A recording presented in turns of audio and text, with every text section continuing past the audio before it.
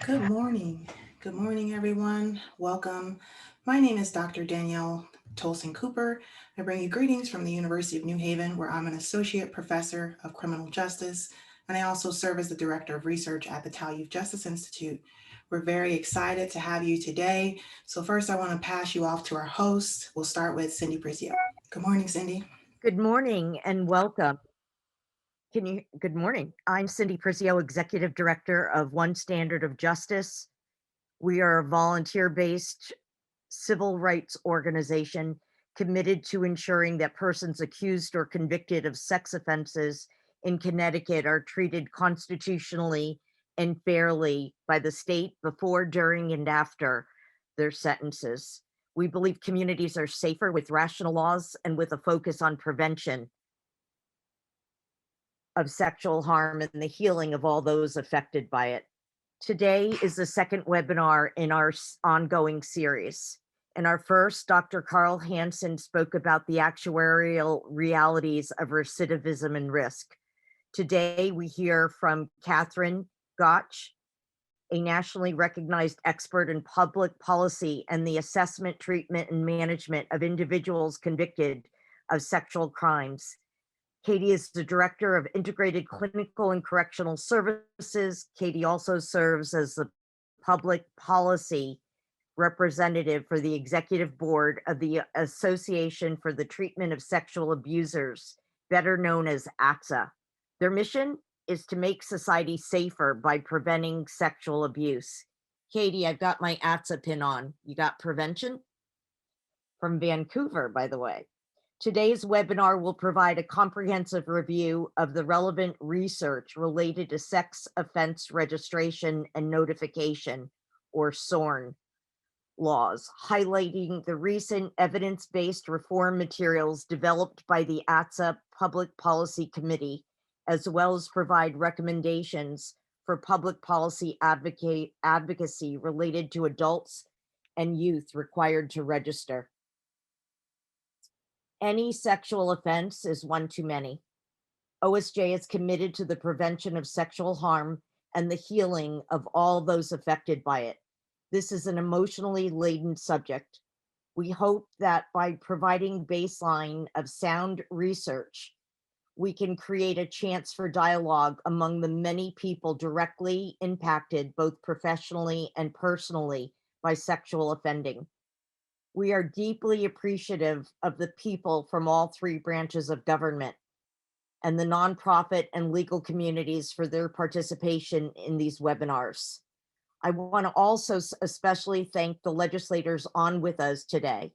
And I saw so far Senator Maroney is with us, Representative Winkler is with us, and they were both with us for the Carl Hansen webinar. And we look forward to Senator Haskell and possibly Senator Ciccarella and Representatives McGee and Smith to be on the phone with us today. I want to just as an item of interest, our next webinar will be held on April 12th with an academic review of victims' perspectives with emphasis on trauma and healing and obtaining justice through alternatives to the criminal justice system. I also must express our gratitude first to Katie Gotch, for being with us today and sharing her knowledge so generously. Our partners, Dr. Danielle Cooper, and co-sponsor Senator Winfield. Senator Winfield always shows up with an open heart and an open mind. As his colleague, Senator Kushner, who could not be with us today, said at the end of last month's webinar, something to the effect, leave it to Senator Winfield to have the courage to tackle yet another difficult one. With that, I turn it over to you, Senator Winfield. Okay, good morning. And I'm going to start off first by apologizing because I'm going to be in and out this morning. As you know, the legislature is in operation and we have a lot of stuff going on. But I wanted to start off talking about one of the points that Cindy made, and that's about the emotion of the subject.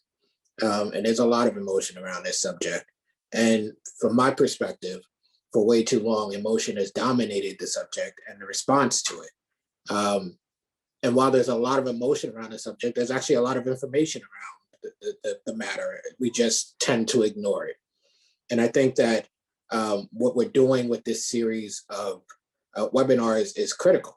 The voices that you hear, the information that you hear is not often a part of the discussion in ways that it gets heard. This is information for the sake of information. And I think maybe people can hear it a little different than when you're in the heat of advocating. And so I'm happy to lend my voice to it. And what we know is when we think about an evidence-based approach, we're really dealing with reducing risk. We're really dealing with improving public safety. And while it may feel good to operate in a punitive way for some people, that doesn't get it.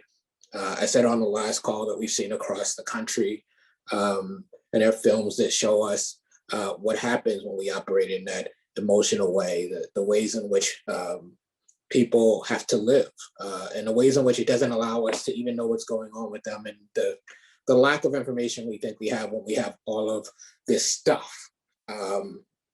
So I think this is important. It's particularly important for the legislature, and I want the people who are advocating to know that while it may seem like there aren't people listening to you, there are. And while it may seem like we don't listen to evidence, and sometimes I even believe that myself, being in the General Assembly, there are many of us who are. And we need this work to be done so that we can go and hold up the work that you're doing, so that we can push forward the types of policies that actually reduce risk, that actually improve safety of communities. So happy to lend my support, my voice, to talk to my colleagues, to get us to have a conversation in a way that we haven't been having it. And it's owed not to the work that I do. Thank you to my colleague for believing that I will step in on issues that others won't, but it's owed to the work of the advocates. Without that work, none of the work that I do would be possible. So thank you. And I'm gonna have to jump onto another meeting, but I'll be back later. Thank you so much, Senator Winfield. Thank you to both of our hosts, Cindy Prizio, Senator Winfield, just to remind us, some of the sentiments that they shared with us. This is an opportunity to engage with each other. If you have questions, make sure that you post those questions in the question and answer. We will have a question and answer after the presentation from our speaker. And just remember, this is an opportunity for information, for engagement, but to also stay committed to the conversation of prevention, the conversation of restoration, and just opportunities for progress. At this point in time, I'm going to read the bio for Katherine Gotch, but we will be calling her Katie because she is going to let us into her world, let her into what she knows, the services that she offers, the work that she does. And so Katie has worked in the field of sexual abuse and prevention since 2000 as a clinician, evaluator, trainer, educator, and in legislative policy development. She currently maintains a private practice, integrated clinical and correctional services, which provides specialized clinical and consultation services related to adults with sexual behavioral problems and other forms of abusive and violent behaviors. She is a clinical member and public policy executive board member of ATSA, former board member and public policy advisor for the Oregon chapter of ATSA, and the advisory board member and former public policy and engagement action team co-chair for NEPAP. She frequently provides training to correctional agencies, treatment providers, policymakers, and other community partners on sexual offense specific management and treatment, static and dynamic risk, incorporation of the risk, needs, responsivity principles into practice, public policy, public engagement, and everything else that we're going to get into today that is related. So without any further ado, Katie, thank you for being here with us. I know it's bright and early in Oregon, and so we will turn it on over to you. Thank you very much, Dr. Cooper. So thank you so much for the invitation and the opportunity to speak to you today. As both Cindy and Dr. Cooper mentioned, I've been working in the field of sexual abuse prevention for 20 years, but I have been working predominantly with perpetrators of violence. But my entire career is based in the foundation of prevention. I view myself as a preventionist, and I view the work that I do as prevention. And throughout my career, when I became involved in public policy work, One of the most important pieces, I think, is that I work very closely and collaboratively with our advocacy community here in Oregon. And almost all of the legislative movements and progress we've had in Oregon has been together with our advocacy community. And I think that that's a huge piece that you will hopefully take away from this, is I am very research-based and I'm also very collaborative-based. We do not do this work in a silo. We cannot do this work in a silo because sexual abuse is a public health issue that impacts all of us. And it requires a public health framework and a holistic approach in order to truly move forward with the prevention of sexual abuse. And I recognize that that is all of our shared goals with this. And I'm hopeful that the information that I can provide with regards to registration, notification, what the research says, will help enlighten some of those conversations and strengthen the ability for all of the players involved to collaborate more fully. As you noted, I've worked for community corrections. I've worked within the Massachusetts Treatment Center for Sexually Violent Persons. I've worked in the community. I've worked in a wide range of different settings. And again, we all need to be collaborating in order to strengthen the work that we do. So without further ado, because we are in a shortened time and I always have a lot to say, I will move forward with the presentation. So to start off with, I just want, again, for us to be thinking of sexual abuse as a public health issue. So we have differing forms of prevention with regards to that. We have primary, we have secondary, we have tertiary prevention. I and advocacy groups, we tend to be on the tertiary side of prevention because something has already happened. Primary prevention is where I hope someday we will get to, and it is what much of the work of ATSA, the Association for the Treatment of Sexual Abusers, and my own work and many of my colleagues' work is focused on, is obviously that movement towards primary prevention. So when we invest in primary prevention, it helps ensure that people will not be harmed before anything happens. And those interventions can affect that and facilitate that. But we're very much in our infant stages of really funneling resources and research into primary prevention. But there's also a lot of foundational work that we already know with primary prevention that works. And I'll be talking about some of that. So sexual abuse is a public health issue. This is from a publication from 2011. So it gives you some conceptualization of some of ATSA's work with regards to this. And this is Joan Tabashnik and Alyssa Klein. When society begins to invest in offering a continuum of evidence-based solutions that mirrors the continuum of sexual violence, policymakers can transform the prevailing responses of silence and fear toward a society of hope and prevention. So I just want people to be thinking about that as we move forward.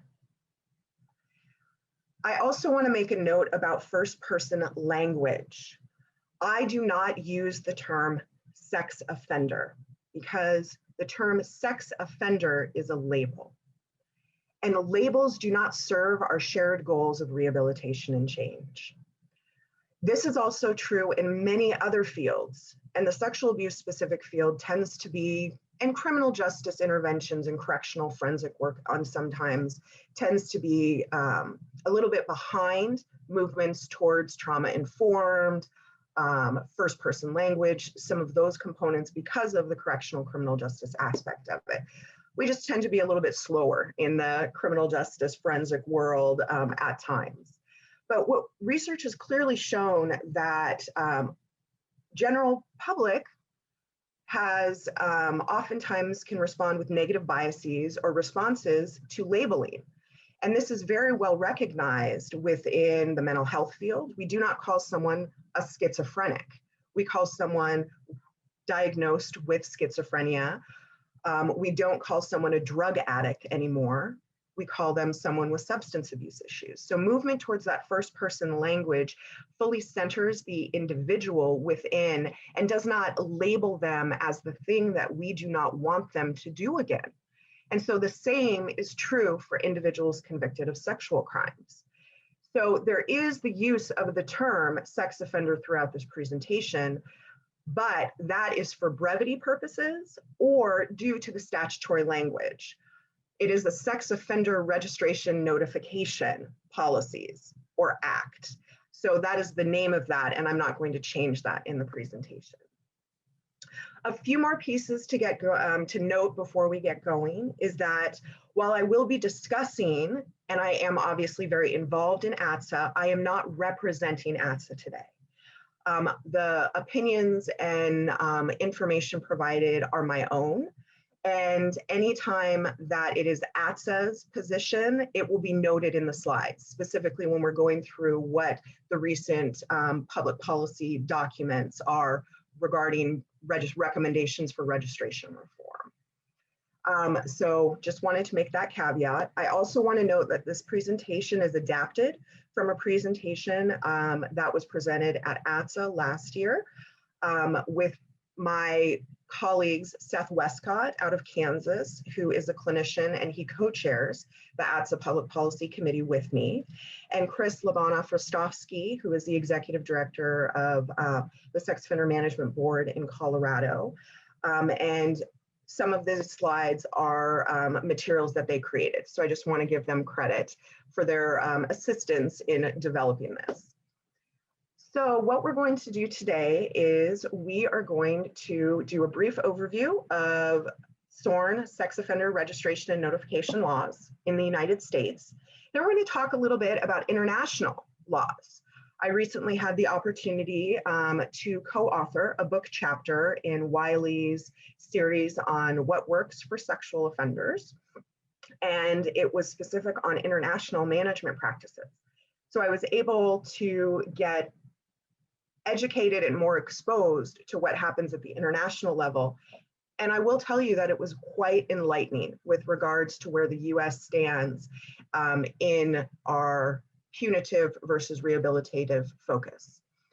So we'll do a little bit of chat about that. And then I will be going through the ATSA Public Policy Reform Workgroup documents and the resources that are available for anyone who is interested in receiving those resources, but I'll go through what the research says and what ATSA's recommendations are for registration reform.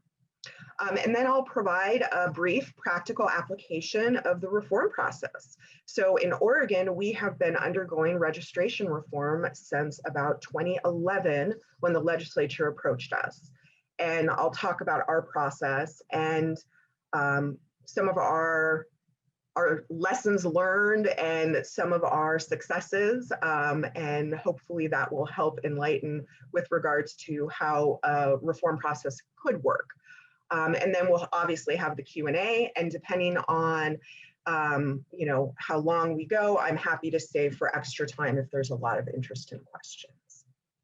So some of this is going to be repeat for some of you, but I always think it's a good place for us to make sure we're all speaking the same language. So when we talk about the evolution of sex offender registration and notification systems within the United States, one of the most important pieces to keep in mind is that these are two different systems. So we talk about registration and community notification as a single thing, but it's not. Registration started in California in 1947, and it was a law enforcement only tool. It wasn't until 1990 that Washington added the community notification component. They're the first state that did that. So when I will be pulling apart registration and community notification, because they are different concepts and they have different outcomes, and they also have different legal challenges and different unintended consequences. But please keep that in mind, is that these are originated as two separate policies that become adjunct to each other. And then we had the Jacob Wetterling Act, which was the federal mandates. And then we had Megan's Law, and then Adam Walsh moving forward from 2006, and some of the changes that have happened with those. At this point in time, all 50 states, 5 US territories, and 135 tribal jurisdictions all have SORN systems. And I will be using that term, SORN, so Sex Offender Registration and Notification Systems. So when we talk about registration in the United States, what are the numbers that we're talking about? So let's see if my slides will move. So when we look at registered sex offenders in the United States and its territories per 100,000 population. So this is research from 2018, so, or this is data from 2018, so it's a little outdated now. But you can see in Oregon, over here on the West Coast, where it's just starting to get sunny and the sun coming up, we had in 2018 almost 30,000 registrants. And in Connecticut, you had about 5,500 registrants. And then it looks at per population. So in different states, based on the laws, based on the registration systems, you'll see different numbers because some registries have automatic drop-offs for some individuals, and other registries have more convoluted relief processes, or they don't have any relief processes at all. I can tell you in 2011, when there was a group of us approached by the legislature, part of the reason for that was that there were really limited avenues for relief from registration in Oregon, and our registry was continuing to grow. And there was an understanding and a recognition that that wasn't serving the public good. It wasn't helping people to have this huge amount of individuals, some of whom had been offense-free in the community for 20 or more years, but were still required to register, and they presented limited to no risk to the community. Having such a large registry dilutes what the public should pay attention to, or who the public should pay attention to. And so we were approached by the legislature because they recognized that it wasn't effective at doing what it was intended to do, and reforms were needed.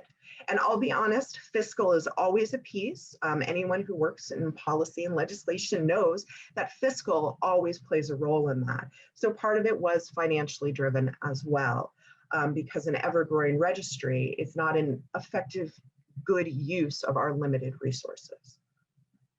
So when we talk about the goals of registration and community notification, the central tenets are public protection and risk management. So that was the initial goals of these laws when they were initially passed. So keep that in mind, public protection and risk management. Those were the underlying goals of these. However, when registration and notification laws first were being passed, it was based on the idea that the majority of individuals convicted of sexual crimes would repeat the crime. And we now know that that is not actually the case. And we'll talk more about that and what that means. I know that Carl Hansen provided information on desistance. We'll touch on that a little bit in this conversation, but it is important to note that the majority of individuals, once caught, do not repeat that behavior. Additionally, registration and community notification were really based on the concept of stranger danger. So if we know where someone is, we'll be able to protect ourselves from them.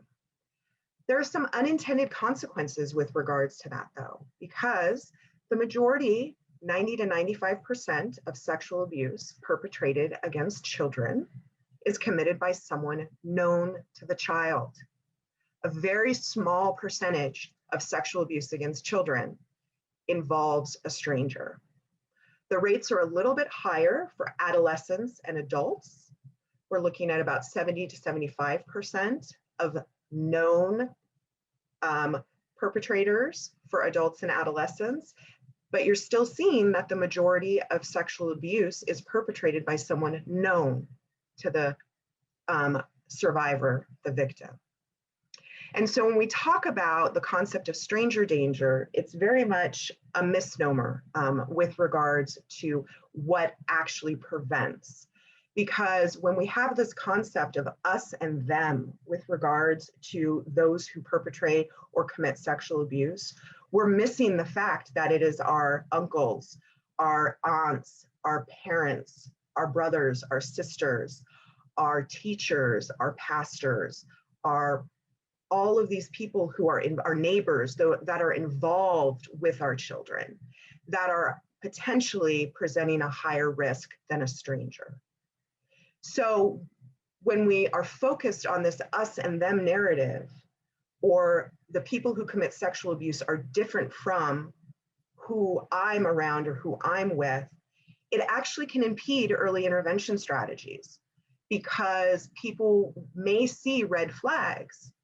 However, they'll ignore it because they would say, oh, well, Uncle Joe doesn't do that. He can't be someone like that. Also, registration and community notification may create a false sense of security because there's this idea for the public that we only need to be worried about the known people. And in truth, the majority of sexual crimes, people who are arrested for sexual crimes, are first-time offenders. Because again, it only provides that information about people who have been known, who have been convicted of sexual crimes. So it doesn't focus on primary prevention. It doesn't focus on education so that people can notice and be aware of potential warning signs. And when we talk about who does commit sexual abuse, who is known and caught, a study in, this was a very seminal study because it was one of the first studies that actually looked at this. And it was out of New York State. It was 160 adult males convicted of, or individuals convicted of sexual crimes. And 95% of people arrested for sexual crimes were individuals who had not previously been convicted of a sexual crime. Only 5% had a prior sexual offense. What this translates to is that our current public registration and notification schemes focus only on those convicted of sexual crimes, rather than on primary prevention and education efforts. So essentially, the United States, we spend an inordinate amount of resources and funding on 5% of known registrants, rather than on the primary prevention of sexual abuse or on evidence-based, evidence-supported rehabilitation and reintegration efforts. So again, when we look at this from a public health model, when we look at this from a holistic, both a macro level and a micro level, the importance of prevention and the importance of evidence-based practices is to ensure that we're investing in policies and interventions that actually do what they're supposed to do. So we'll get a little bit more into some of the research and what it says about registration and notification, whether it reaches its goals of public protection and risk management shortly. But I want to talk briefly about international registry laws. So outside of the United States, registration is typically a non-public law enforcement tool.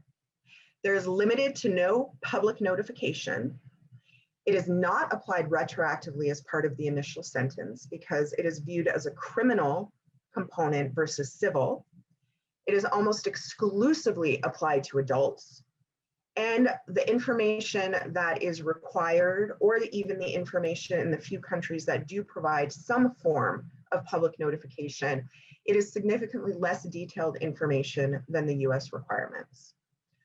So in many ways, the UK model is the most adopted model internationally, where the US model is considered to be a unique exception with regards to how these policies are implemented statewide. I had the benefit of presenting in Brisbane, Australia in 2019 at the Australia-New Zealand Association for the Treatment of Sexual Abuse conference. And in truth, my presentation was entitled, Learn from Our Mistakes, Registration and Notification in the US. And the reason for that was we are very much the exception with regards to how we do this, because it is much more punitive focused versus rehabilitative focused. And the unintended consequences of the way we practice, particularly with public community notification, actually undermines our goals of prevention, risk reduction, and community safety. So we'll get more into that. But internationally as well, the application or presence of a registry also differs among countries. So here in the United States, we have the federal SORN system, the Sex Offender Notification Act, Adam Walsh Act, and that provides federal guidelines, but each state does things differently.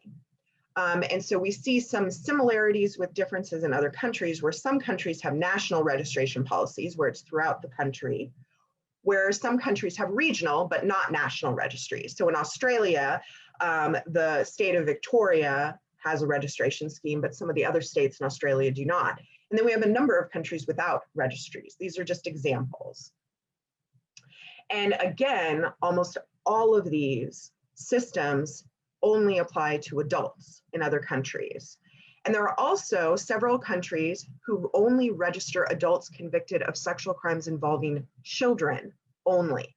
So if sexual violence involving an adult, they would not be on the registry. Australia is specific for that. Another piece that differentiates international SORN practices is a primary focus on rehabilitation reintegration versus solely monitoring and tracking. That is also present in other countries. New Zealand and Australia are both examples of these. They have risk management frameworks. They have an integration of a psychologist within the registry unit in New Zealand. Margaret Ann Laws, she's a colleague. We presented together in Brisbane. And Carla Lopez was with the Victoria Police. And so they are both psychologists that are with the police department. And the risk management framework that they utilize is based on the concepts of risk, need, and responsivity. So risk is the concept that, and I'm pretty sure Carl probably touched on some of these at the last session, but risk, need, responsivity are the foundational principles of correctional interventions and correctional practices. So they apply not only to specialized programming for individuals convicted of sexual crimes and other forensic populations, they also apply to community supervision practices. And they can also be applied to policies and sentencing decisions and things like that. Because what it indicates is risk is our baseline level of risk. And those who present greater risk should receive further and more intensive interventions, whereas those that are lower risk should receive less intensive interventions. And research has also shown that if you over-supervise or over-treat someone who is in the lower risk groups, that you can actually potentially increase their risk for recidivism because you may expose them to antisocial peers and those types of things. So it's, again, recognizing that, well, one, all individuals are not the same. We are dealing with a very heterogeneous group of individuals who commit sexual crimes. And they also present differing levels of risk for committing a new offense. So that's that risk principle. So higher risk individuals receive more intensive services, lower risk individuals receive less intensive services. The needs principle is focused on what is called criminogenic needs. So these are factors that can also be described as dynamic risk factors. And dynamic risk factors, criminogenic needs, are the things that are present. They're related. They've been shown through research to be related to an increased risk for recidivism, but they are changeable in nature. So these are our treatment targets. These are the things that we're targeting through meaningful interventions in order to reduce someone's overall risk profile. And then responsivity is about matching the interventions and services to the individual needs of the client, specifically their gender, their ethnicity, cognitive, mental health, all of those factors may alter how you deliver services. So it's individualizing service delivery based on responsivity factors. And I want to broaden our concept of responsivity because I'm going to work with someone differently who has a lengthy history of incarceration than I am with someone who may have been placed on supervision without doing any institutional time, because their treatment needs might be different with reintegration practices. So just keep in mind that concept of risk need responsivity is very much the foundational basis for best practices. It's what is empirically grounded. And in other countries, they incorporate that within their registration policies. And New Zealand, again, is a very good example of that. And Australia also does that, where they have that clinical component and it's focused not just on monitoring, but also the reintegration needs and the rehabilitative needs of individuals who are in the community.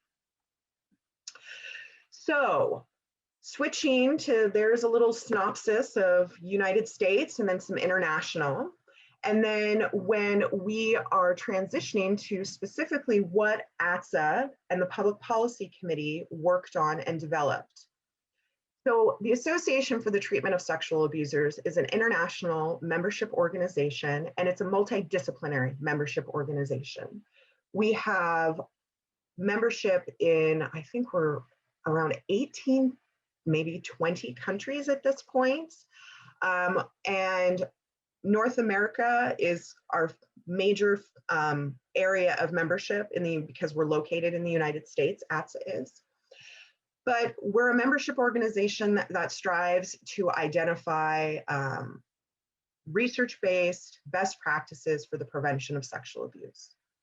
And when I say we're multidisciplinary, it's treatment providers, advocates, researchers, law enforcement, offender advocates, policymakers, criminologists. We have this huge breadth of knowledge. And I have had the pleasure and the honor of serving as the Public Policy Committee representative on the ATSA board for the past few years. And part of that role is chairing the Public Policy Committee. And so the Public Policy Committee, our 2019 to 2020 project was registration reform.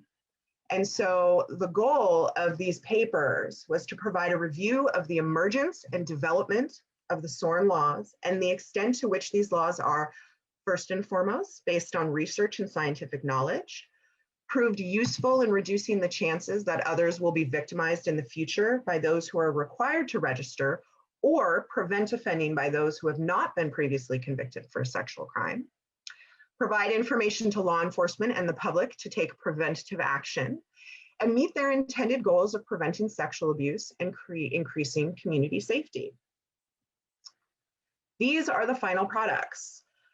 We have registration and community notification of children and adolescents, so recommendations for evidence-based reform for youth, and then we have one for adults. And these papers are publicly available. I encourage you to download them and read them.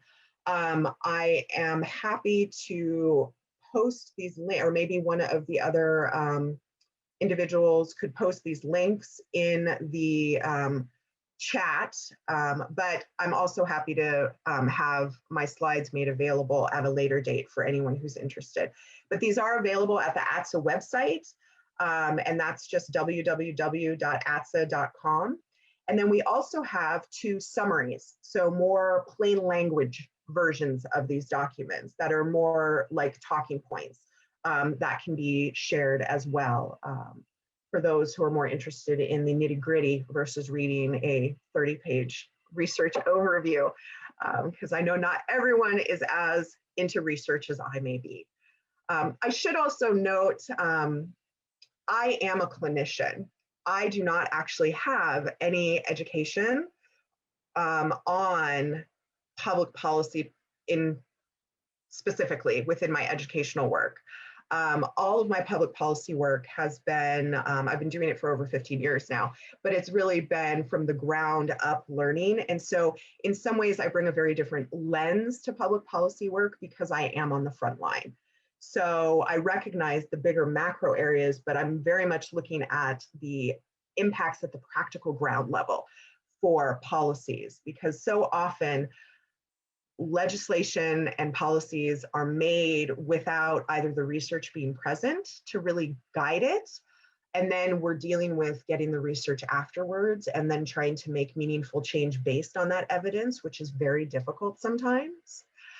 And incorporating all of that together, and oftentimes that frontline perspective is lost with that. So I just do want to throw out that my perspective on policy is a little different than someone who works purely within academia or may have gone to school for policy work and have graduate degrees in that.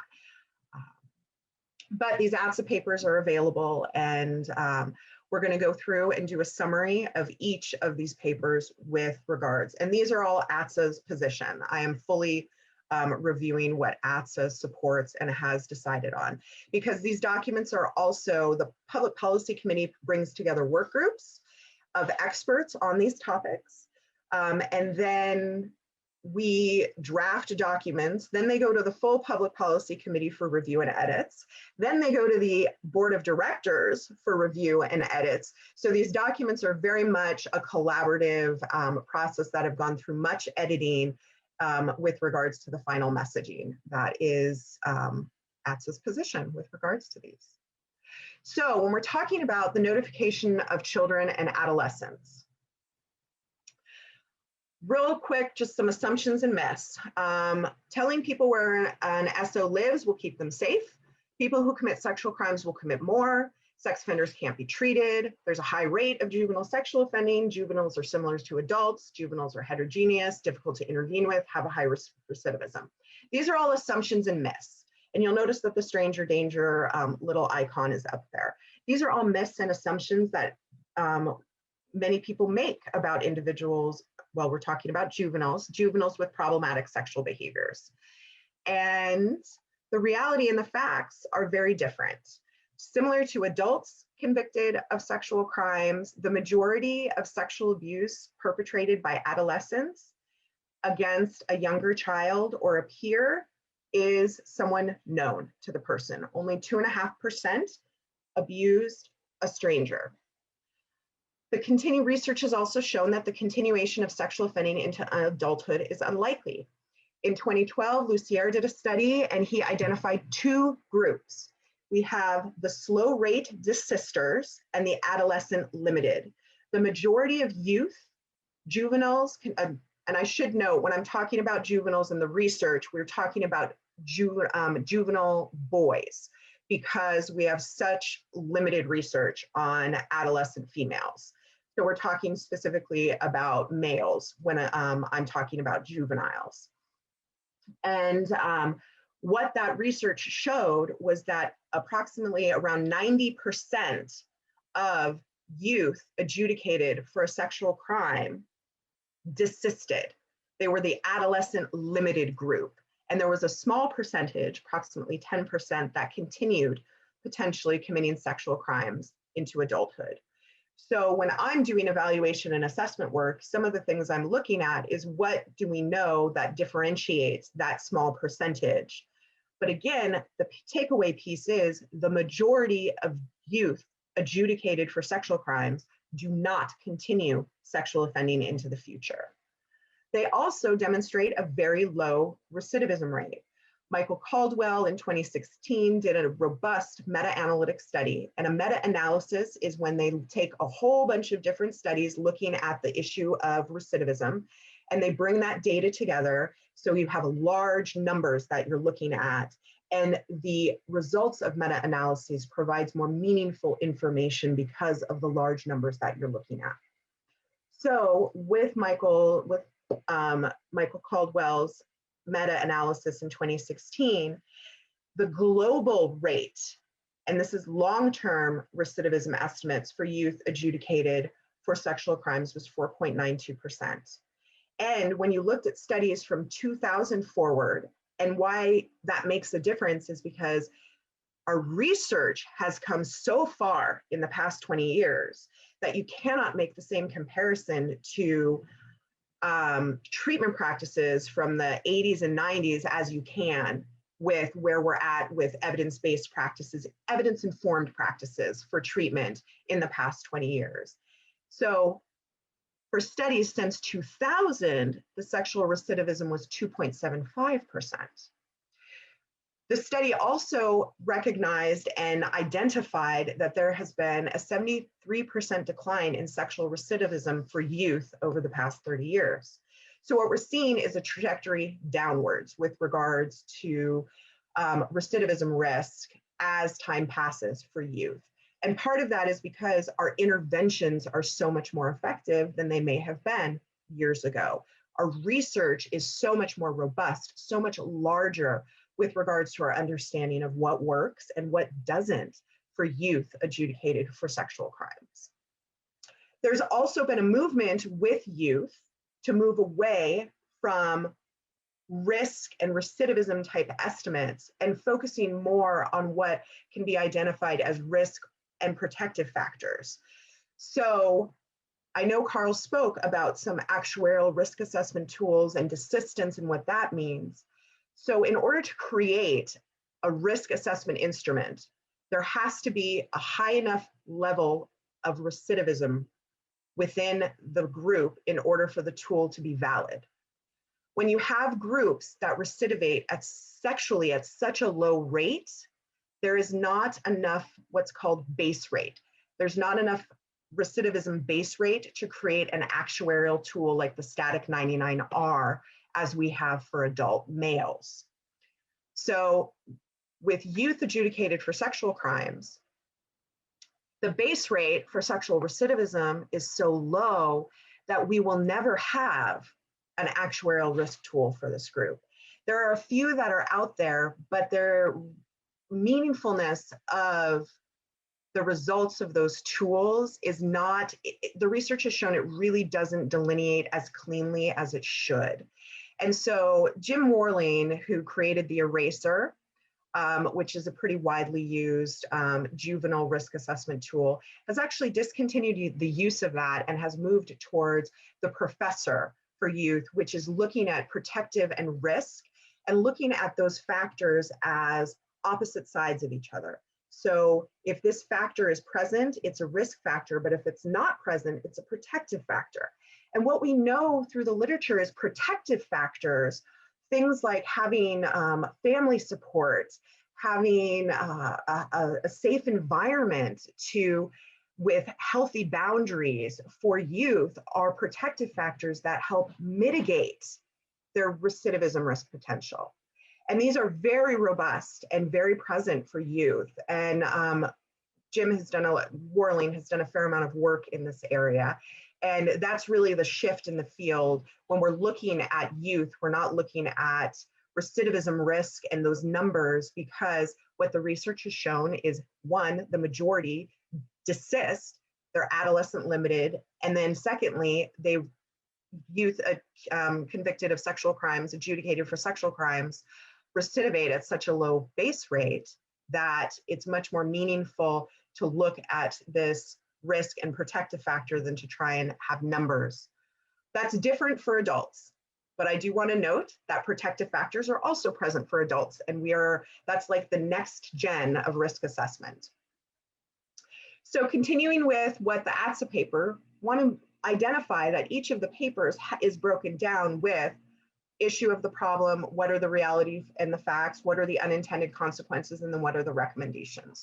So moving forward with the paper on children and adolescents, some of the unintended consequences for youth who are required to participate in registration and community notification. It's my understanding there's only a small group in Connecticut.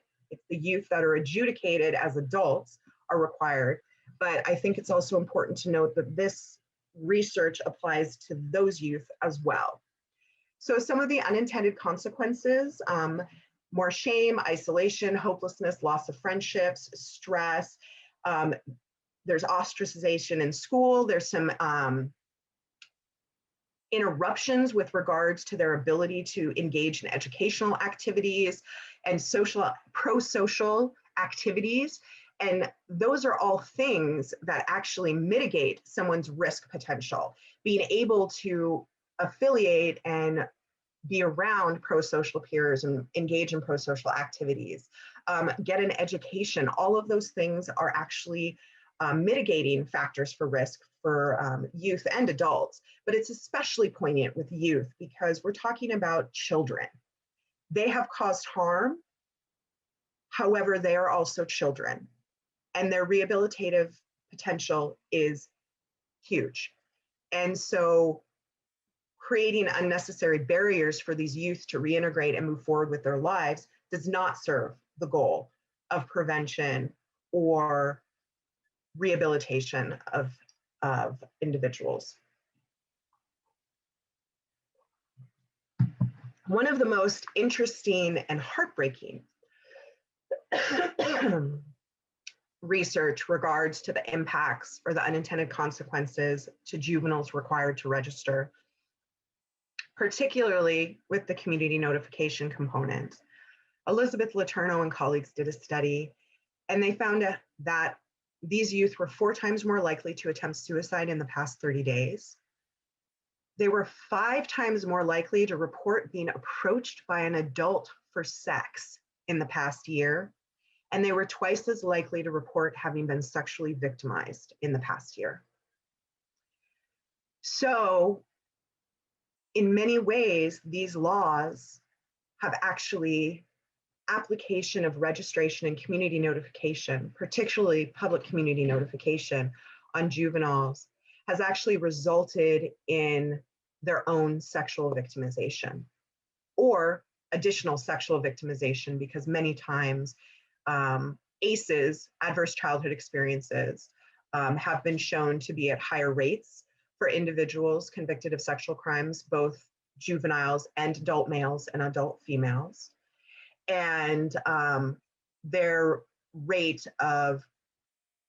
history of sexual abuse is one of those ACEs that tends to be more present for individuals with problematic sexual behaviors.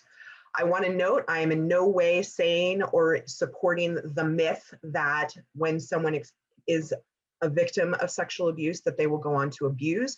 That is a horrible myth, because I think it does an awful disservice to survivors, and discounts the fact that the majority of people who have experienced sexual abuse do not go on to commit sexual abuse against others. However, in the populations of adjudicated and convicted individuals with problematic sexual behaviors, the sexual abuse, a history of sexual abuse is higher than in the general population in their ACEs scores. But I just want to come back to the fact that placing children on public registries actually results in sexual abuse.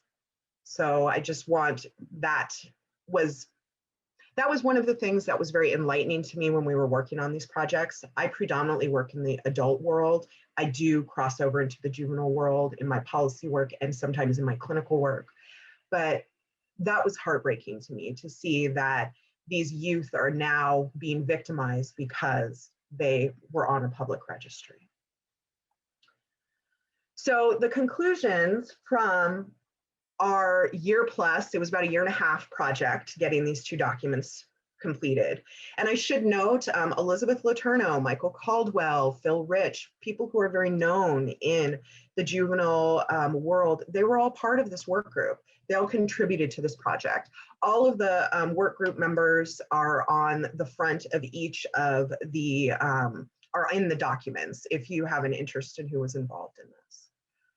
But the conclusions that we came to was that registration and notification as practiced in the United States fails to deter sexual reoffending by children and adolescents required to register who, as a group, already have low rates of sexual recidivism. Again, we're looking at a very low base rate. The majority of youth convicted of adjudicated for sexual crimes do not do it again. Registration and notification laws also fail to prevent first-time sexual offending by children and adolescents. It fails as a risk assessment method to predict sexual recidivism, and it is linked with long-term detrimental outcomes for children and adolescents. The ones that I noted are not just specific to when they're in school or youth, if they're required to register, those difficulties of becoming a productive member of society continue due to the limitations or restrictions, depending on the state, with regards to that, having that label of sex offender and having to be required to register. So you're looking at difficulties continuing education, difficulties with employment and those types of things. So that's when we're talking long-term detrimental outcomes for children and adolescents. And I should note we included children because there are some states that register children as young as 10. So just something to think about there. So our final recommendations, and ATSA came out with a very strong position with regards to children and adolescents. And that is that SORN laws are not appropriate for children and adolescents, and the application of these practices should be eliminated. I recognize Connecticut only registers a small percentage, but I would encourage some thought to whether or not that is appropriate, even for those youth who are transitioned into adult court. So instead, if we're not going to do registration and notification with youth, we should focus instead on what does work. And what we do know works, what research has shown does work at preventing and rehabilitating, is access to and participation in evidence-based, holistic interventions and treatment that are individualized according to the youth and family risk factors, ACEs, and related factors. We also know that implementation of primary prevention interventions works at reducing sexual abuse.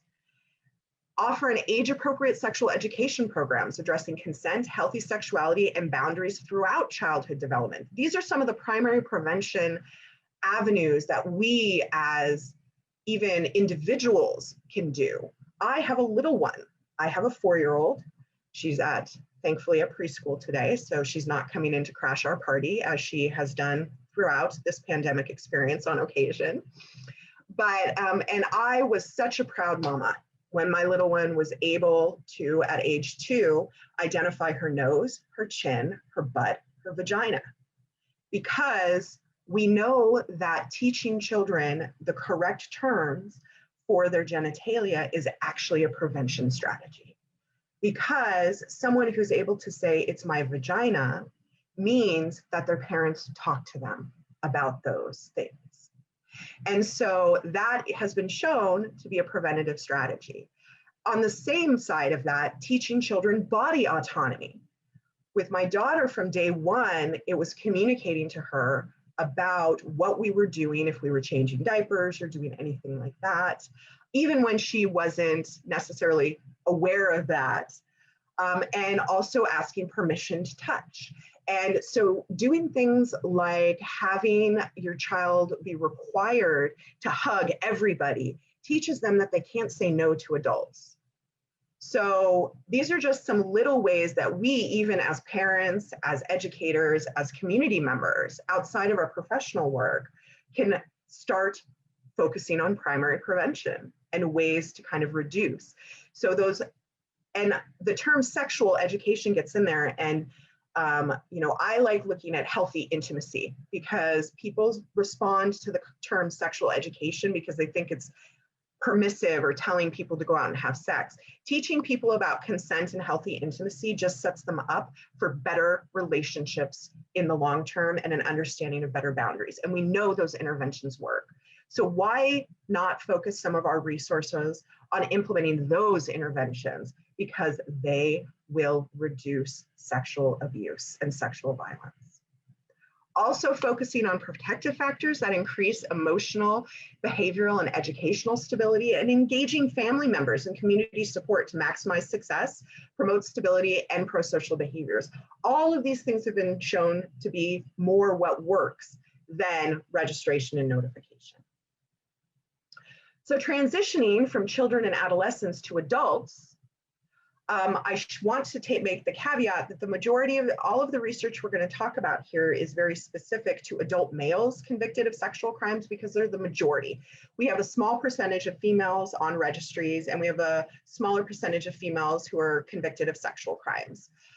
And similar to juveniles, we will never have a actuarial risk assessment protocol or tools for adult females convicted of sexual crimes because they also have an extremely low base rate for sexual reoffense. It's less than 3%. That's what the big meta-analysis looking at females convicted of sexual crimes, and that's a whole other presentation in and of itself. But I just want to make the caveat that first and foremost, the research I'm talking about is predominantly on adult males, and that these are individuals who have been arrested, charged, and are convicted for a sexual or sexually motivated crime. So that's the group when we're talking about the research. So for adults, what was the purpose and what were our considerations? We were looking at whether or not current registration and community notification schemes are based on research and scientific knowledge. Does it actually reduce the likelihood that others will be victimized in the future by those who are required to register? Does it prevent offending by those who have not previously been convicted for a sexual crime? Does it provide actionable information to law enforcement for criminal investigation purposes and enable the public to take preventative action? Does it meet our initial intended goals of preventing sexual abuse and increasing community safety? And does it support desistance from sexual offending, reoffending through the development of protective factors known to reduce recidivism? So again, I mentioned protective factors with the youth. We also know protective factors for adults. General lifestyle stabilities, meaning that they have residence, employment stability within their lives, pro-social support networks, age-appropriate long-term relationships, having a positive attitude regarding their ability to desist into the future, good problem-solving skills. All of those things are protective factors shown through research, are protective factors that can mitigate someone's risk for reoffense. So clinically, when I'm looking at someone who is petitioning for relief from registration in my state, I'm looking at how long they've been offense-free in the community, and then I'm also looking at what are those protective factors. And I'm looking at a variety of other things, but those are very meaningful pieces we didn't even have 10 years ago with regards to the progress we've made within the research within this field. So another piece we looked at, and we did this with youth as well, but we have registration and community notification. So the adult work group, we're looking at, does it do all of these things? Is it based in the research? Does it support this desistance? All of these things.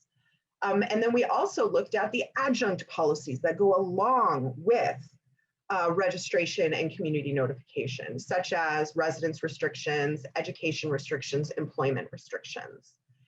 And some of these adjunct policies have significantly unintended negative consequences for all involved. Destabilization, not allowing someone to live with pro-social support networks or within an area that allows for access to services and those types of things for individuals who are released into the community or who are on probation, that actually undermines their ability to stabilize, and it creates issues with monitoring and tracking for law enforcement, all of those types of things. So residence restrictions have clearly been shown to not really do what they were intended to do. And then we will have education and employment restrictions. While for some individuals, some of these restrictions may be appropriate, and that includes residence restrictions. I'm not thinking that someone who has a lengthy history of sexual abuse involving children should be living next door to an elementary school. So there is some place for that. But what you will hear me say throughout this is individualization, individualization, individualization based on the evidence. Individuals convicted of sexual crimes range a huge breadth of behaviors. You have the 19-year-old who engaged in an inappropriate yet voluntary sexual relationship with his 15-year-old girlfriend, to the individual who has multiple convictions for sexual abuse against children, to the individual who exposed themselves in the grocery store while high on meth, to the individual who was bathing naked in a psychotic state in a fountain. All of those individuals could be a registered sexual offender. So when we're talking about individualization, we're talking about using the evidence to inform our practices. recognition that they are not all the same. So the adjunct policies that come along with registration and notification, they're applied in this broad-based manner, and they have really been shown to have more unintended consequences than meeting the goals of prevention and protection of the community. So what are some facts about adults convicted of sexual crimes? Again, we're talking about adult males. As I already noted, with regards to the stranger danger, 90 to 95% of sexual abuse perpetrated against children is committed by someone known, not by a stranger. 70 to 75% for adults and adolescents, it's known and not a stranger. When we talk about sexual offense recidivism, it is much lower than people think. And the reason for that is there was a single statement that was taken out of Psychology Today that has permeated into the Supreme Court and permeated into our laws. And it's high and alarming rates of sexual recidivism. And it was a statement made by Rob Freeman Longo regarding a program that focused on high-risk individuals. And it was taken out of context, and it was not research-based. So even though that has been debunked, there's a great video on that actually from, I believe it's the New York Times, about the high and alarming. Even though that's been debunked, it still has permeated and continued the narrative for years, decades now, actually. And it's important to note that individuals convicted of sexual crimes, adult males convicted of sexual crimes, we can talk about, you've heard me talk about females, there's some other populations that recidivate at fairly lower rates. But when we look at recidivism, and I'm sure Carl touched on some of this, what's important to recognize is that when we utilize empirically validated research-based risk tools, risk need assessment. So it's a combination of static, unchangeable risk factors and your dynamic criminogenic needs, which are changeable. Tools that combine your static and dynamic risk need factors provide you with meaningful differentiation between who presents higher risk and who presents lower risk. We actually have a breadth of 5, which I'm pretty sure Carl presented on. So we have very low risk, below average risk, above average risk, and well above average risk. And when you're talking about who are the individuals that we need to be focused on, who present the highest risk to the community and the highest risk to go do it again, it's the above average and well above average risk. And in the norming, in the group that was used to validate these tools, what's called a norming group for research, 60% of the normative sample for the static 99R fell, approximately 60%, fell within the average, below average, and very low risk categories. So what you're seeing is there's a small percentage of individuals convicted of sexual crimes that require these more intensive services that are needed. I mean, it's not a tiny percentage, we're looking at about 40%, but there's a differentiation between those with regards to who presents more risk. Individuals within the very low risk category with the combined risk tools, they present the same risk for a new sexual crime as someone involved in the criminal justice system who has never been convicted of a sexual crime before.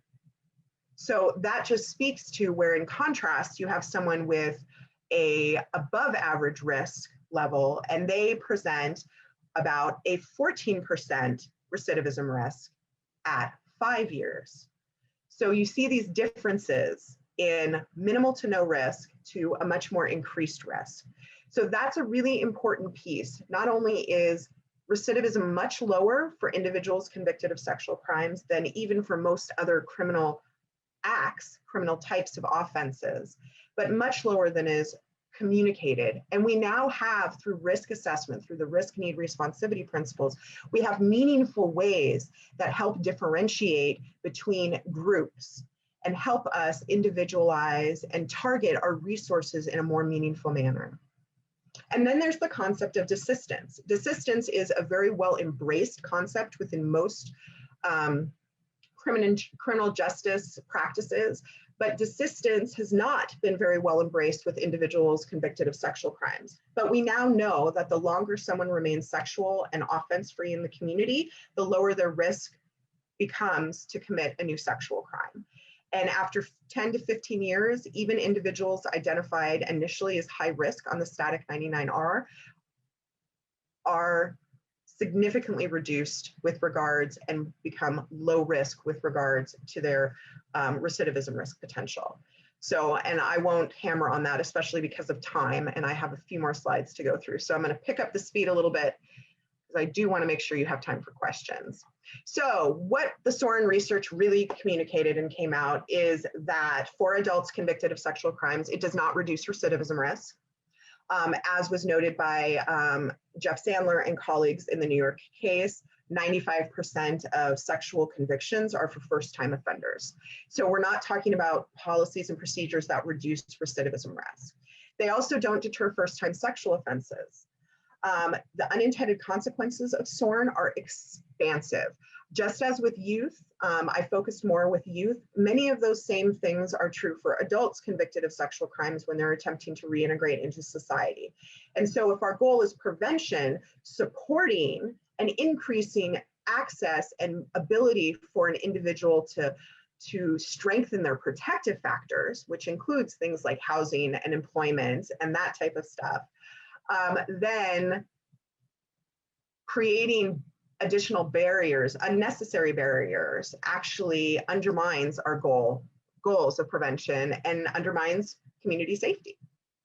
And SORN, when we look at it as a tool for law enforcement, and I'm going to state that this is my opinion, not necessarily ATSA's, public notification is the main issue with much of the current SORN practices.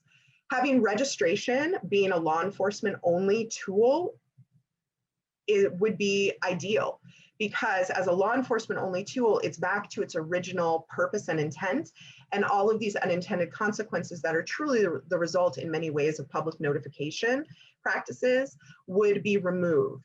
And it additionally would remove a lot of the legal challenges that we run into. While there have been retroactivity in some of those legal challenges, a lot of the legal challenges related to SORN laws have been related to the adjunct policies like registration, residence restrictions, and community notification practices and things like that. So in each of these documents, there's also an appendix that overviews all of the kind of legal arguments with regards to SORN laws in the United States. So what were our recommendations? The recommendations were for reforms for adults.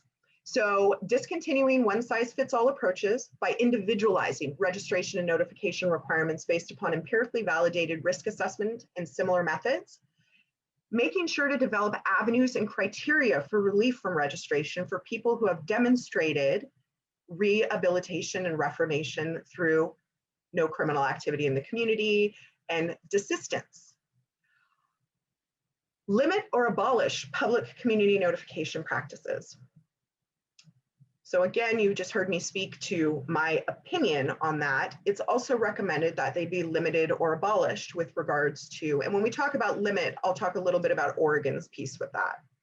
Remove adjunct policies such as residence restrictions, allow state level adjustments to federal SORN requirements as a national one-size-fits-all approach. It doesn't work. The Adam Walsh Act and SORNA, it really has not worked. I didn't have enough time to go into some of those details, but many states do not have full compliance or even partial compliance with SORN because it's not evidence-based. What someone is convicted of has nothing to do with their risk potential. So using risk assessment-based systems is, as of right now, best practice. And also utilizing registration as part of a larger rehabilitative, reintegrative management scheme. So this comes back to that collaboration, comes back to the partnerships, coming back to having everybody at the table. And I will talk about that as we move into registration reform. So this is just an example of a practical application of the SORN reform process.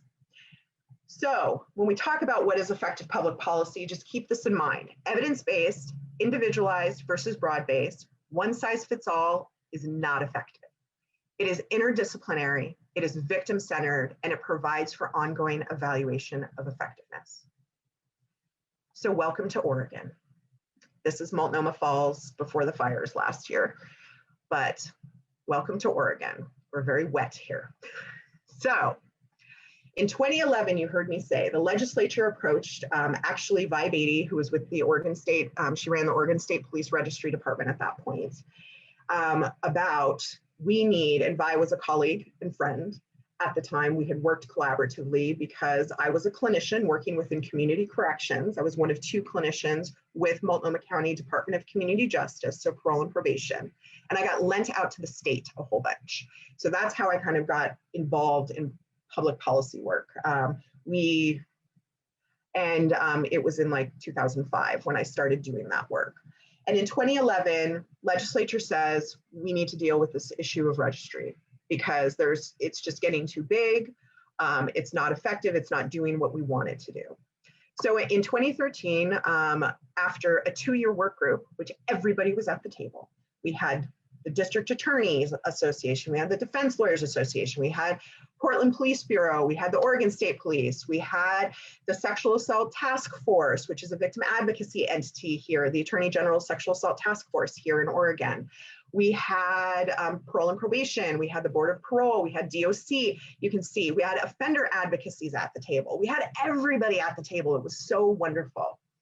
And in 2013, the work group, we wrote a bill and the legislation, and it created a 3-level system for ranking individuals convicted of a registrable sexual crime based on their identified level of risk.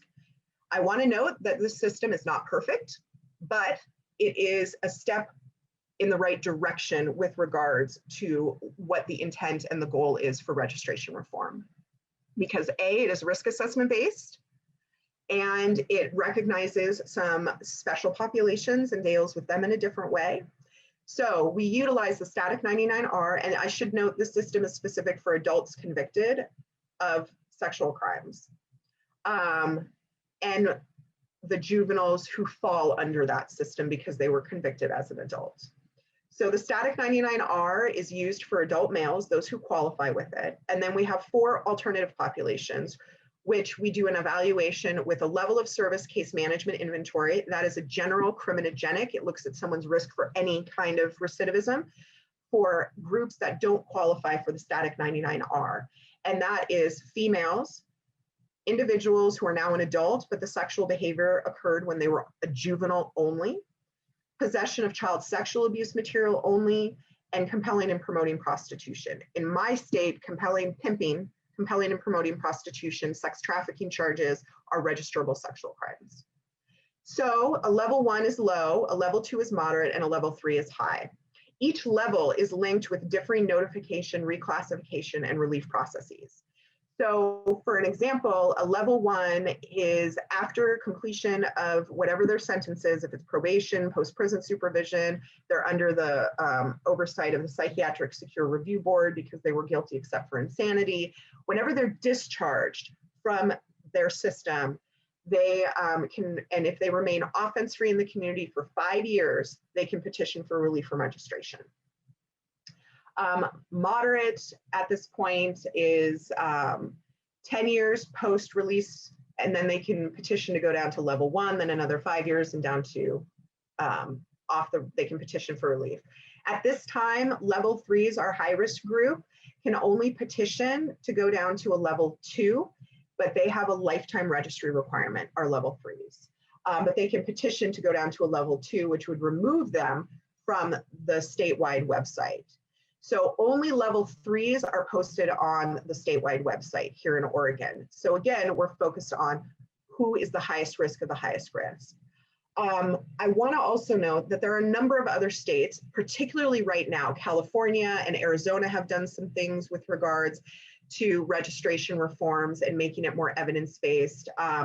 In Kansas right now, My colleague and friend Seth, who co-chairs the Public Policy Committee, was very excited to tell me that there's a full repeal of juvenile registration, as well as a relief bills related to full repeal of juvenile registration, as well as development of a relief mechanism for adults that are currently in the Kansas Senate, in the Kansas legislature. And there's a number of other states that are moving forward with more registration reforms, seeing that there are needs for it. We need to incorporate the research into what we're doing. So in Oregon, that's just a quick example of how we kind of put it through. And it's an ongoing process. I have legislative fixes on the books right now. We have a concept that I am moving forward. And I should note that I work very closely with the Attorney General's Sexual Assault Task Force, and they're a victim advocacy organization. Michelle Rowland Schwartz is the executive director. She is a colleague and friend.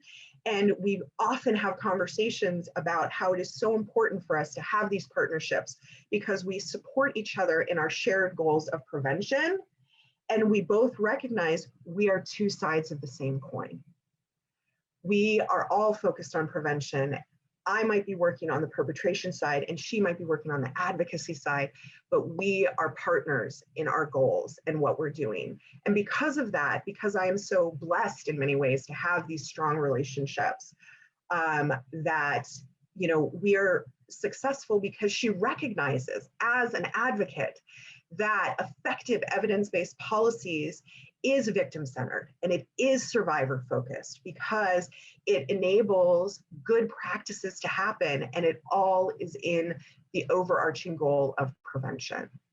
So that's just a real quick snapshot of registration reform in practice, and I'm happy to talk to anybody more about that.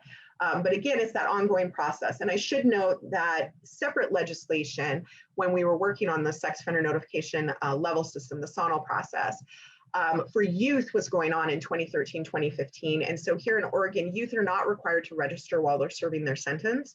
And anyone adjudicated as a juvenile in Oregon is eligible for relief, but not all have to register. And so our process that changed was before their scheduled release, each youth will be scheduled to appear in court for what is called a sex offender determination hearing. And the youth has the opportunity to provide a case, that they've completed treatment or been successfully discharged from treatment and programming. And in that way, the judge will decide whether or not at that time, if they need to register. So we don't have a huge percentage of youth registering in Oregon anymore but this application was not retroactive for the youth. The SONL system was retroactive. So we're in the process of trying to level 30,000. The Board of Parole is trying to level like 30,000 individuals. So it's been a slow, and that's one of our, if anyone ever wants to have a conversation about lessons learned, that's a big one. So in conclusion, I know we have 5 minutes left, but I'll stay around for as long as needed for Q&A. If our shared goal is prevention, it is most effectively achieved through a public health-oriented life course perspective that takes a trauma-informed approach, rather than through stigmatizing public policies which do not reduce recidivism, prevent sexual abuse, or promote rehabilitation and reformation. Thank you so much for your time. On behalf of our audience, I just want to pause and thank you. You have really shared a depth of information in a short amount of time. So I just want to remind people that this is recorded. These slides and this recording will be provided to you by email at a later time. So have no fear. We will spend another 15, 20 minutes on questions, as long as, people are here to stay. So in fairness, I'm going to go to some of our earlier questions.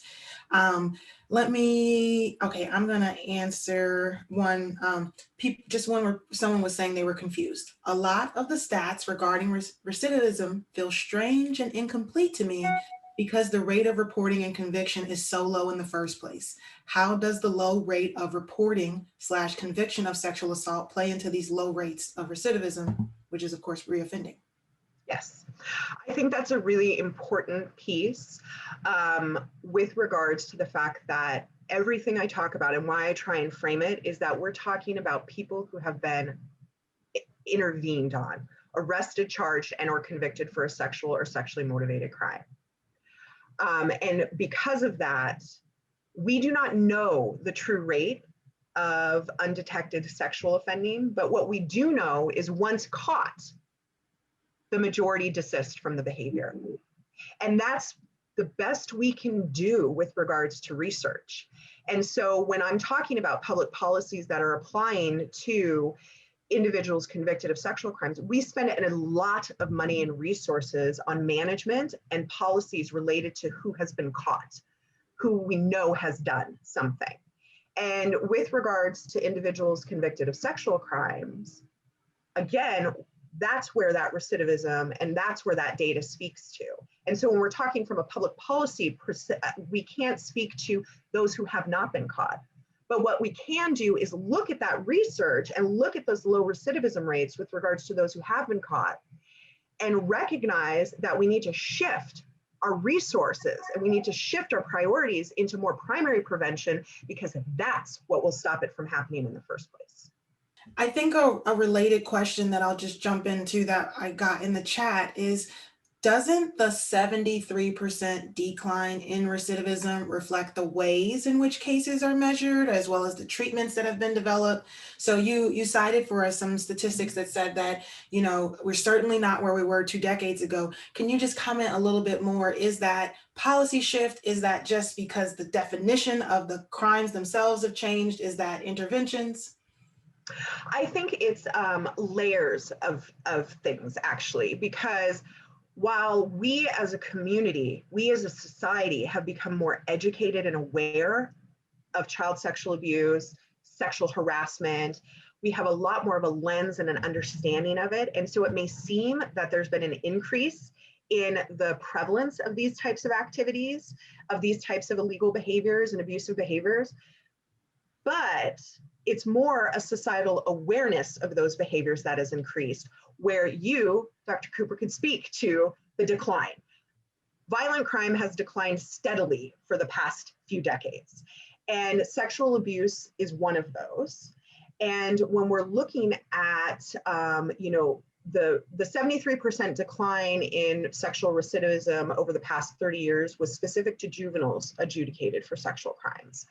And I think that we don't know for sure. It's almost like the chicken and the egg conversation sometimes, because we have greater understanding, which then impacts societal understanding, which then impacts policies, which we have broadened the net, I think, in such a way with regards to sexual crimes that back in the 80s, we did not have the same level of conviction rates because there wasn't as great an understanding of what sexual abuse was and the breadth of the different kinds of sexual harm that could be caused. So you have these layers upon layers that result in greater understanding of the issue, greater development of better interventions, better policies, and all of those types of things that can contribute to the decline. And I said earlier that we can't compare our treatment practices from the 80s and 90s to even what's happened in the past 20 years. And that speak to I've been doing this work since 2000. I've been doing it for over 20 years now. So I've seen the developments.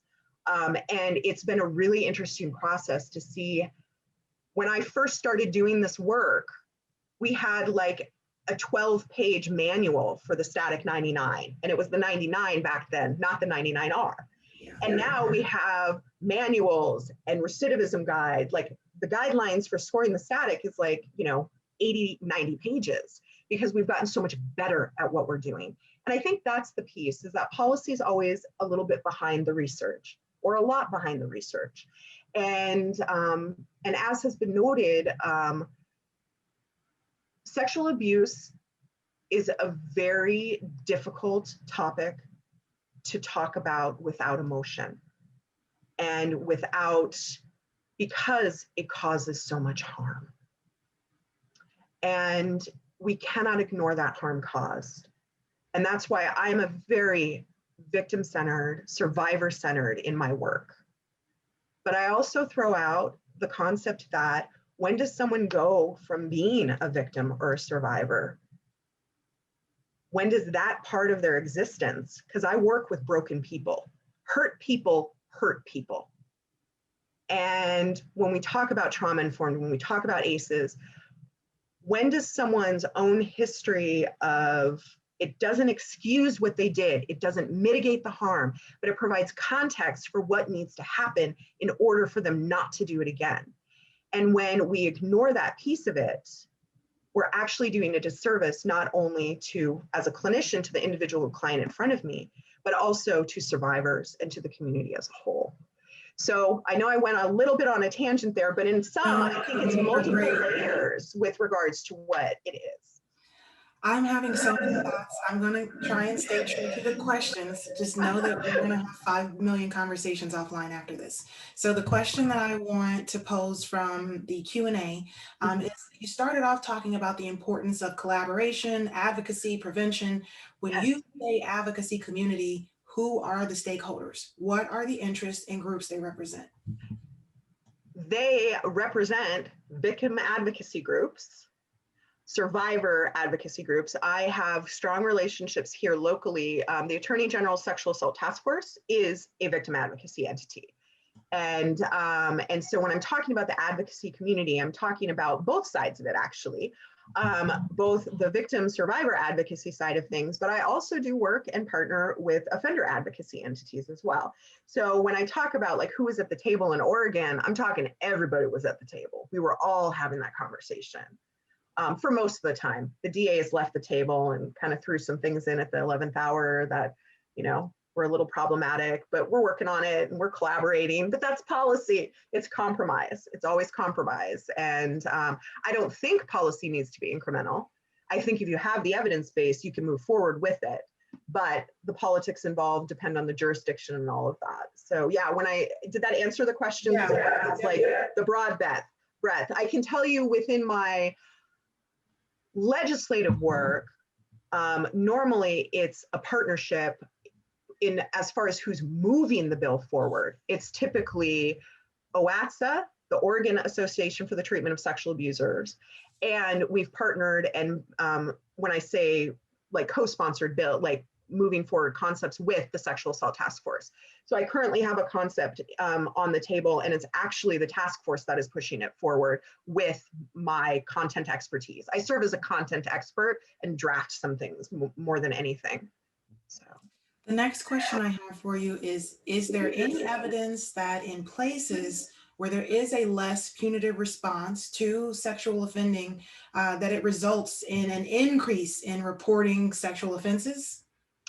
The data on this is actually not really robust yet, but one of the things when we talk about unintended consequences, so things like Jessica's Law, there has been some research looking at the potential impacts to reporting, because you don't want grandpa to go to prison for 25 years. So that's some of the unintended consequences when we look at severely punitive, and we don't look at and incorporate alternatives, because to me, the victim, the survivor voice needs to be at the table when we're talking about sentencing and sanctions. We have mandatory minimum sentencing in Oregon, and it has caused a lot of issues. And our legislature is looking a great deal at legislative reforms. And there was even apparently a legislature here who may have commented that the registry was the newest form, was a form of systemic oppression, because then we can also get into the issues of the racial inequality with regards to charging and the marginalization or further marginalization of marginalized populations. So I just look at this from like this big, I mean, I have so many ideas about how we could fix things, but yeah, and I think I just forgot the initial question. I'm sorry. I will just pause and say there's a lot to unpack about the racial and ethnic disparities we see from the research, but all but one of the lower 48 states shows a higher and disproportionate representation of particularly Black men on the registry, that's disproportionate to the state's population, and of course to the United States population. Yes.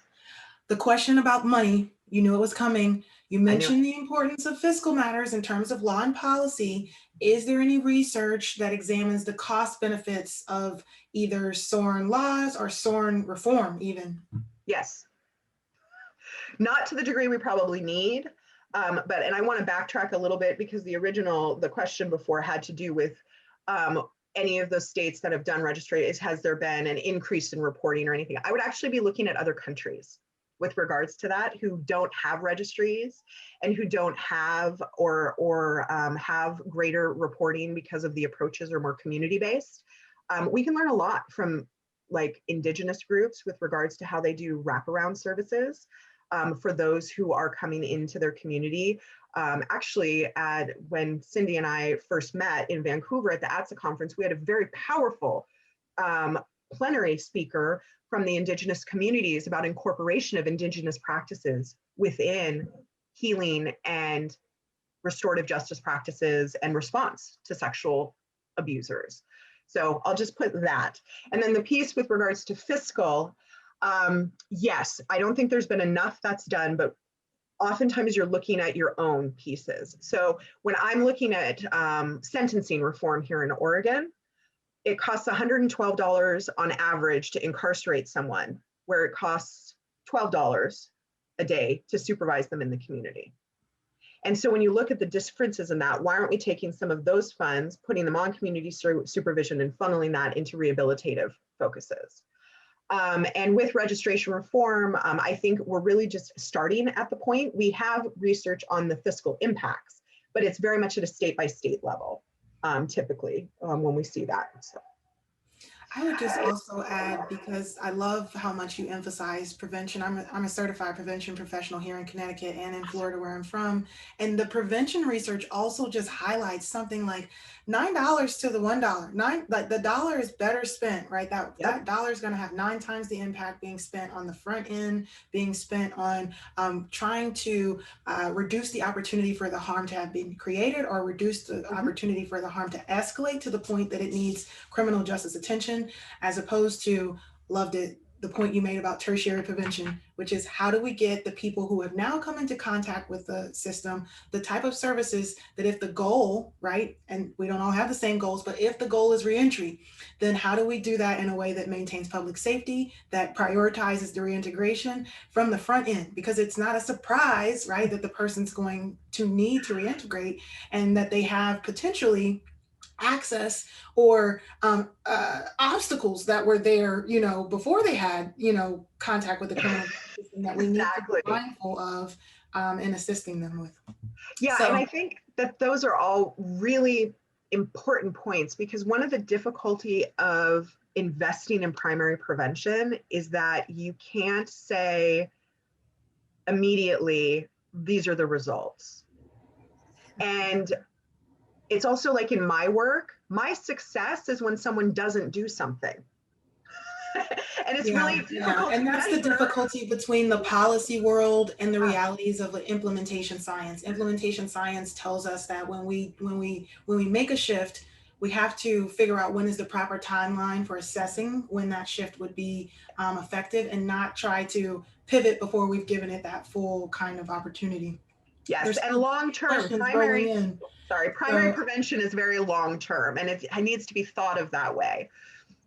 My next question that I'm pulling for you says, does the analysis of those who are convicted of sexual offenses distinguish between the 95% who plead guilty and the 5%? I'm guessing those 5% are who go to trial, because that would be those who don't plead guilty.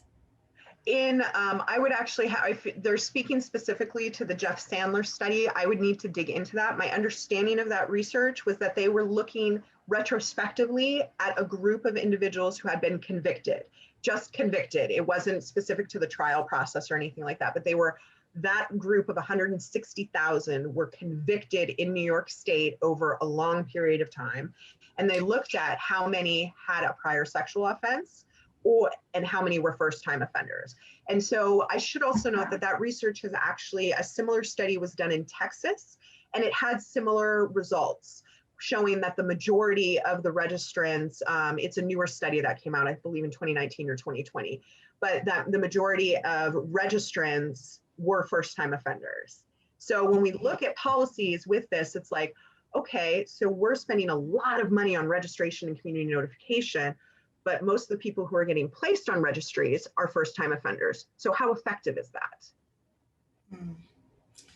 My next question for you is, what has your experience been with educating different populations like prosecutors and judges? And if you've been able to reach them, are you seeing change in the actual handling of cases? And I just want to point out before you answer, people are asking really good questions because there are a lot of different nozzles that are at play here. So the question about, does someone report it? How does that then play into someone being sanctioned or sentenced? And now we're asking about, once again, the mechanism at play of the sentencing. So I'll let you answer. For myself, it's about relationships. I spend a lot of my work networking and creating relationships. And I will say that the judicial and the prosecutory branch are a little more resistant and have been more difficult. But interestingly, we have a new district attorney in the Portland metro area who was specifically hired on a reform platform, he was elected on a reform platform. And because of that, I was actually asked by a public defender to draft a risk assessment-based sentencing matrix, essentially, to propose to this district attorney's office. And so I can tell you historically that there's been some resistance, but we will sit down and have the conversations. And different states are going to have different hurdles with regards to reforms, and that's part of why it takes time. So strengthening those relationships, being respectful of each other and each other's roles. I do a lot of training with community corrections, and part of what I talk about, because here in Oregon, we use the static, stable, acute statewide for community supervision. So both the clinicians and the community supervision officers are using risk assessment-based tools to guide what they're doing. But I talk about, respecting each other's roles within that.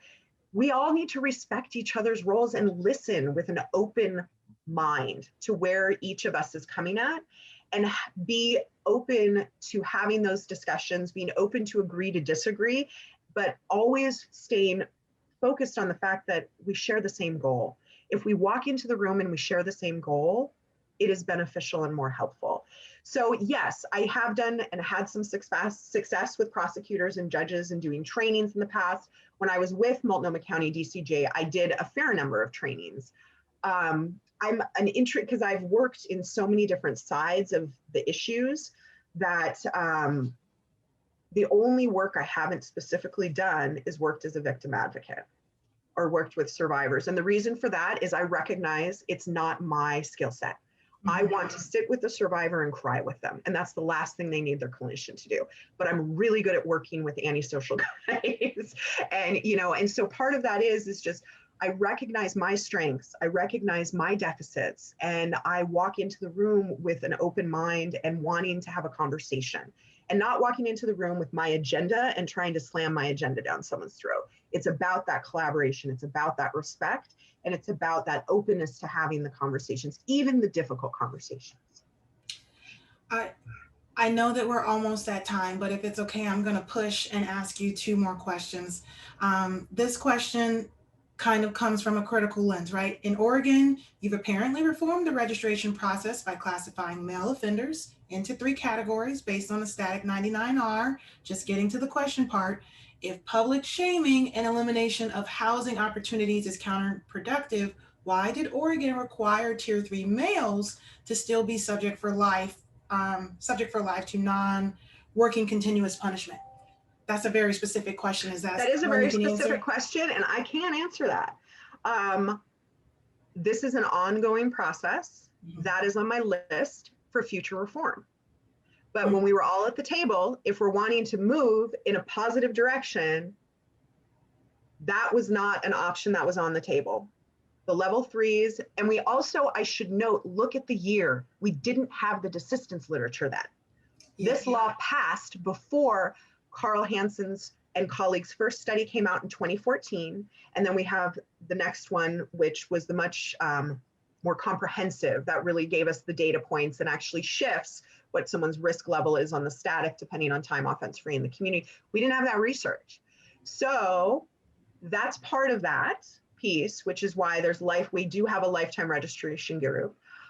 The system is not the Cadillac version I would have wanted it to be. My Cadillac version was every single registrant gets a static stable, like gets an actual evaluation, and then they're risked based on that. They're leveled based on what that full comprehensive risk assessment is. Fiscal, we couldn't afford it. We couldn't You afford kind of it. just wrapped into my last question. It was a thank you from our audience, but they're also asking if you were in a state looking to evaluate its current practices, what would you suggest?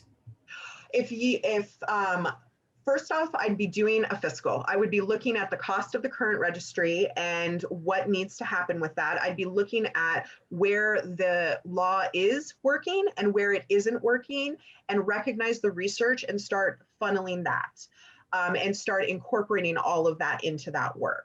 So I think that, again, it's making, anytime I'm talking with someone who's wanting to do public policy work, one of the first things I say is you need to get stakeholders. You need to have conversations. You need to get people on the table. You need to be prepping people for these things going forward. I'll work on legislative concepts and I start prepping a year ahead.